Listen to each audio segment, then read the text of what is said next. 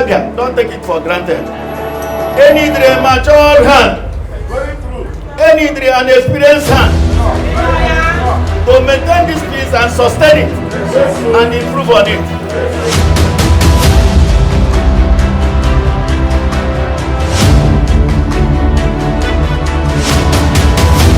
This is not the time to experiment with the governance of Abia State.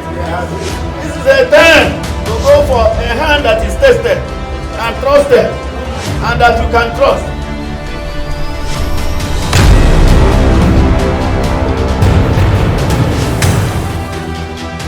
We are going to develop Abia according to comparative advantage. All the we will make unu later menganga and you get develop here.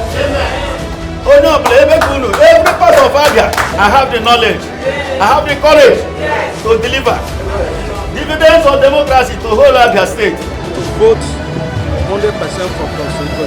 My people know where we are going. They are already solidly behind him. All our votes will be for him. There's no doubt about that. With your support, and in getting Abia Metro.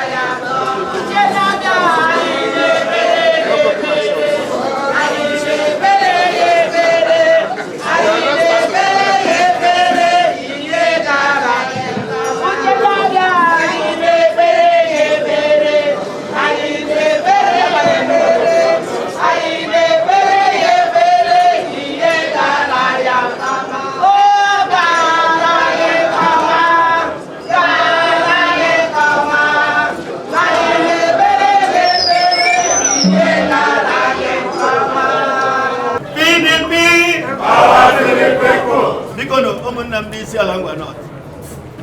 On the 9th of April, Abraham gonna be another Nike. Akwan. Uno le kwa ichem gate. Une hiye majalu kusema mga akwan. When brata be report uno. Otuma gadla. Le chunu diram la galile na bhatra.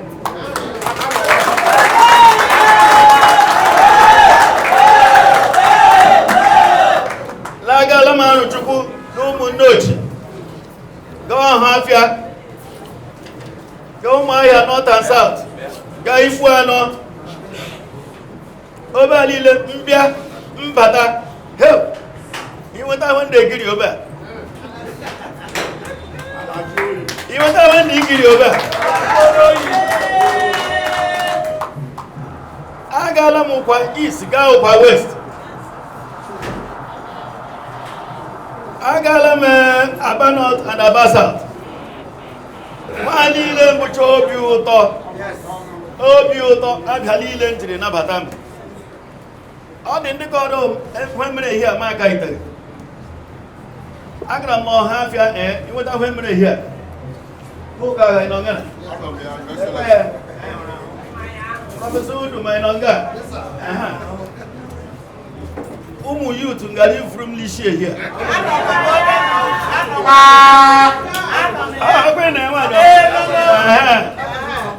Youth, I'm a free language. I'll have language speaker. Man, you're Umuanya, Bangwa. Mamma Katangwa, I got no Lambo David. Yamucho Buto. When they call Runo, the Ramos. Mada go no ham Katraboyan. Ota Galilenji, Hakasia, C.A. like an Ambia. Unule Panya. On sample. They are Galile for the Hasso, God. How much are the best of PDP? Political star in their various domains. And God Lamdra, here they are their best. Say Asuram Gawa as a sign that Nahadulam Nato. They are doing DJ Washington. Abu a political star was. I did when they may make away. Madi were for time maybe of it. This Isiala Ngwa not, how does it this you?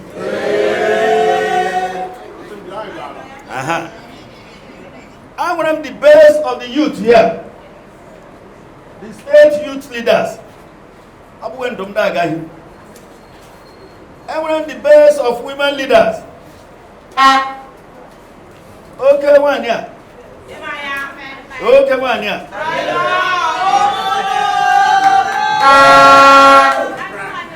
So, we can go no my way. Mana will have the best. Mana no way from all parts of Abia State. Ndi kwa no hold on from. Mele Abiata.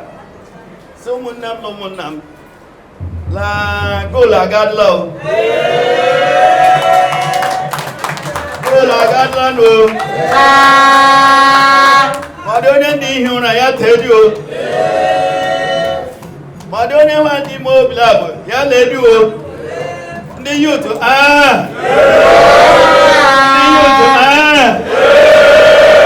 The youth no balengena. Imala like him the youth Isiala Ngwa not. I like him very well. How do I agile? How do I vibrant? I saw a woman a quick with Magalas or when. But una man la nun do Toyala Haboyan. Una Hundaka. The youth of Quamaron Queen. Youth on the laws of Quamaron Queen. I'm going to be able to allow Akuna Amrala. When I'm a youth in the Lama, Ghana State University. Got her drawing. Lammetra wait to Okome. I don't know to be there before. I don't know like a witch here. You don't know like a witch here. Because I'm not allowed him anyway. I don't know one day or daddy, Vice Chancellor. My Brombo and Busino cost rep.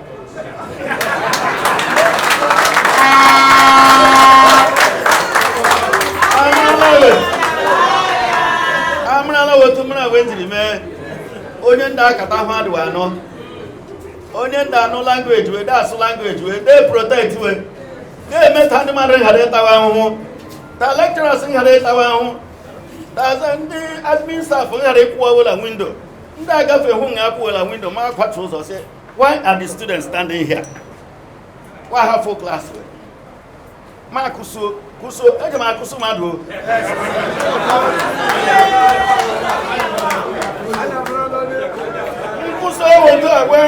Why not sure we come from Matia? I'm a bit like the cow. Wait, I'm the Basilos, but I'm a Torungan. I'm smart to watch it.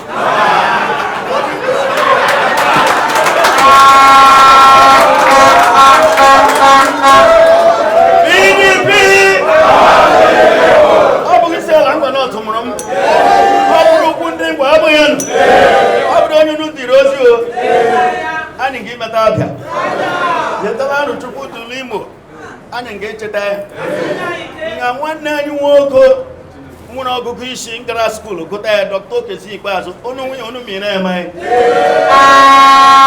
abudin pasa o je akuku ogwu ogutara gore native wisdom waklata be lay foundation of development of Abia State gore a hybrid of intellectual capacity and native wisdom make peace at Abia State. Udo, I think it's Isiala here. Peace, you can't buy it in the market. And Abians should not take it for granted. That we walk about freely. That our bank is open. People come here from all over the world. That holiday makers come to Abia and fill up the Lile Hotel, Bagaj Hajowe. They are all fully booked up. These are indices of good governance. These are indices of peace and stability in the state, which other states are craving for.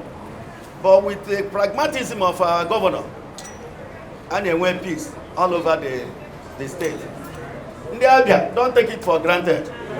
Any mature hand, any an experienced hand, to maintain this peace and sustain it and improve on it. When we get to one day,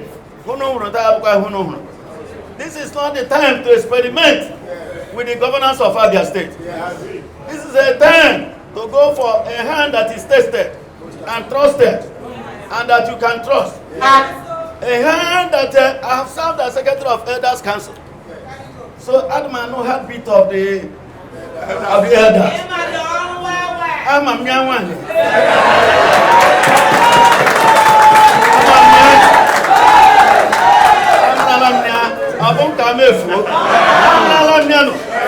I'm not going back to school to learn it again. I'm and with your support, that's what we are talking about. Because we are going to develop Abia according to comparative advantage. All the we will later Menganga and again develop here. Oh no, every part of Abia. Or the other part of Abia, Chinekala goes in with material resources, even human. We will work with them. That's why the peculiarity of your place in high diaspora content in your population. And I'm all over the world, highly skilled. I compare them to the Jews who are all over the world. Whatever plan they contribute to the development of Israel. Israel is chic. Population, you go back that time Israel. Who under one day. One tiny rocky nation defeat the whole world. Greek go back. We are going to use that diaspora quotient of Aro community, bring it to the state level, and develop Aro pattern into the mainstream of Abia government. Isiala Ngwa not went to that good knowledge. I have data, research knowledge of all parts of Abia State. Isiala Ngwa not to mark away. Went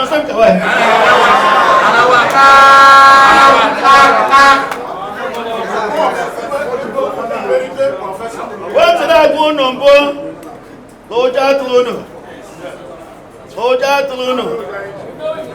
Now when Je, Ejima Huno Laga, Obuman Gatewa, women and Blobman, the pilot. I can't speak. I have the knowledge, I have the courage to deliver dividends of democracy to whole Abia State. Abuyano. PDP. Stakeholders, una member. Agala mo boro we kwempa. And e kwechim wike abon kwa egbe gboro no. Una ndi nwe kwa ne hwe. Nga kwi preach una preach. Obu nu nwe hwe o. Onye anola ma nna ya gba ediro ga gi no na elele. Abudi ano. Na ho ba esudela. Ndị ọdọ nsị ma m gwakwa ndị ka anyị o. Like when 90%, 95%. So when I turn on, I have 100%. How do you know so we are here? I put a manale. PDP. Power to the people. Who can get them in?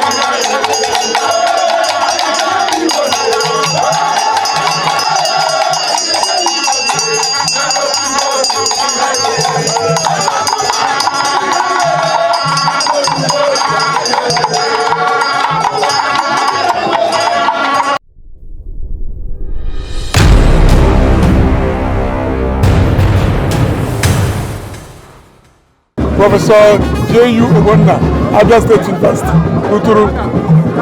Why are you here today? Well, I came here to usher in my former Vice Chancellor and the next Governor of Abia State, an achiever of note. So you are one of them that has approved his becoming the governor. Not even approval. I served under him for 5 years. Okay. And he performed. And if he has agreed to be, he will. And I've given that approval. Okay. What are the sterling qualities and achievements you've seen on this man? Yes. Let me list them. One, under Prof. Ikonne'S, you know, we are from the university. The university is known as selling handouts and books. That's gone under Ikonne'S. We got accreditation in all courses. We didn't lose any when he was the Vice Chancellor. In terms of student-staff relationship, we had the best, to the extent that the former Vice Chancellor called it the golden era of the university. The Prof. called Ikonne'S tenure as the golden era of the university. All right, that is, you know, there's a difference between academics and governance. Yes. In terms of leadership also. Yes. So how do you think he's going to manage that? You see, governance is good. He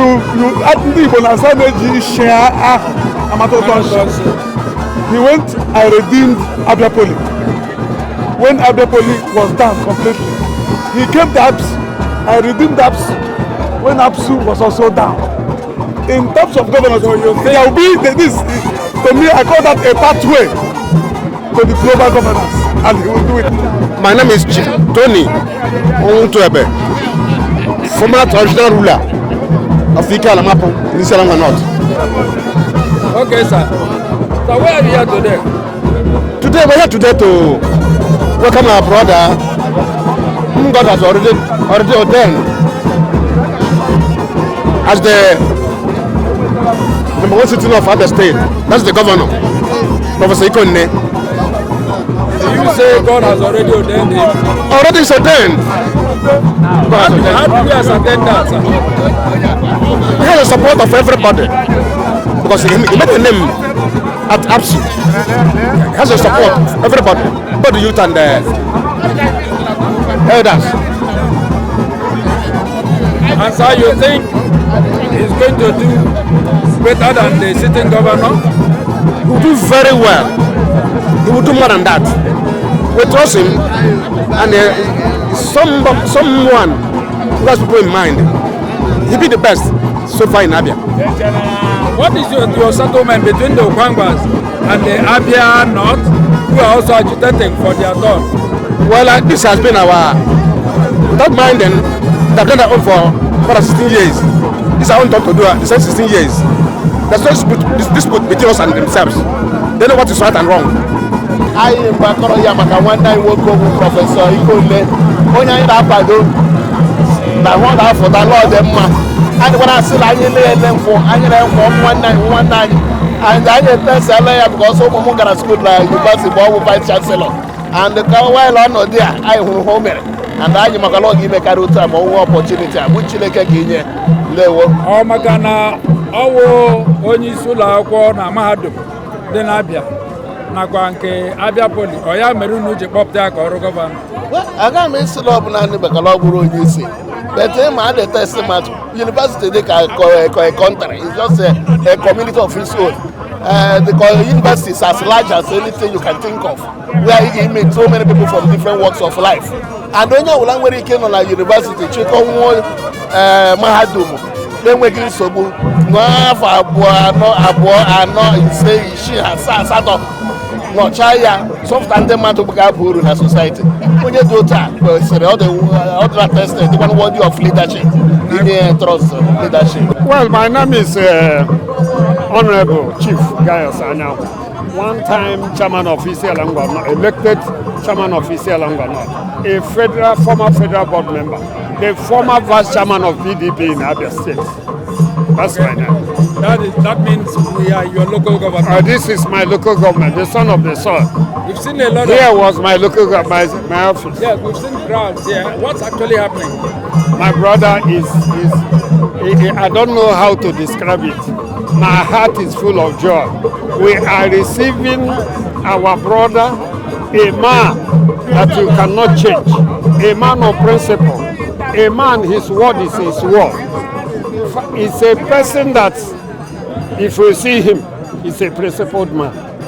We are celebrating him today.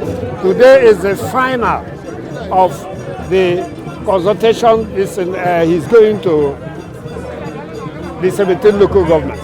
He is ending it here in his father's land. That's why we are here. Okay, from what you said you are receiving it. Are you receiving it? You want to give a chieftaincy title or is it chief? Why are you receiving it? My brother, you see, when you heard me praying there, I told them that this man, he never dreamed of this thing. You know what happened to Jesse? So many children. But David was in the bush, taking care of the father's property or stuff. Then, after God sent Samuel to go and anoint that somebody from Jesse's house should be a king, all of them came. The oil could not draw.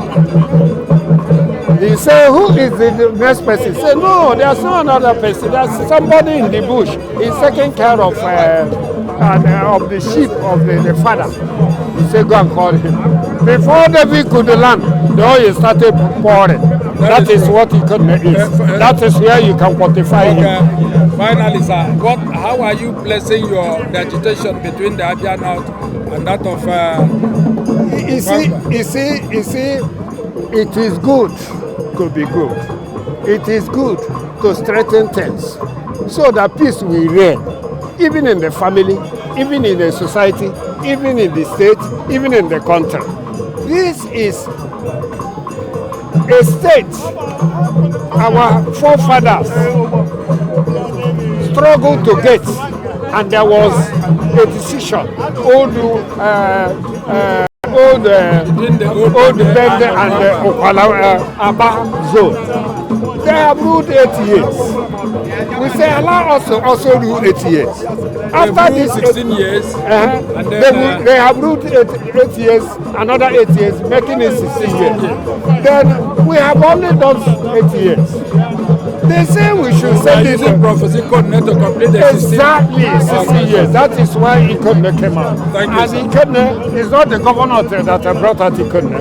It's the Isiala Ngwa Elders Forum. They are the people that selected Professor Ikonne. Aha m bụ Eze Okezie Clement Nwaokonko Ọhabike, one of Oka Eziamantega Autonomous Community nọ n'Isiala Ngwa North Local Government Area, Abia State. ahụrụ na ezigbo mmemme na-aga ebe a. O nwee ezigbo ihe emega ebe a. Gịnị ka a na-eme? Mmemme emewata bụ uke ntakịrị ya. Onye eze ọbụla ịhụrụ bịara nga taa, ọ bụ m mere invite si ya bịa dịka sekretrị n'Isiala Ngwa North Traditional Rulers Council. Chairman ndị eze Abia steeti kwesịrị ịnọ nga taa, kama ọ bụ ojije ozi o nwekwara maka Abia steeti mere ọ nọ na Abuja dịka ọ nọ ugbu a.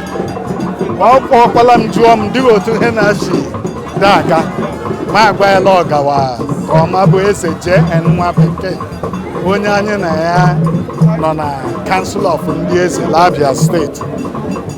Ihe amega na-ebe a taa ka ihe ọwụ. Emewa taa nghọta dịla iche iche.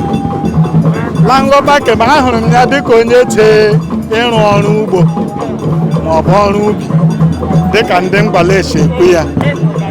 Ya ebu ụzọ sụọ ọrụ tụtụ ya eburu ha akụkụ gawala ime ọrụ.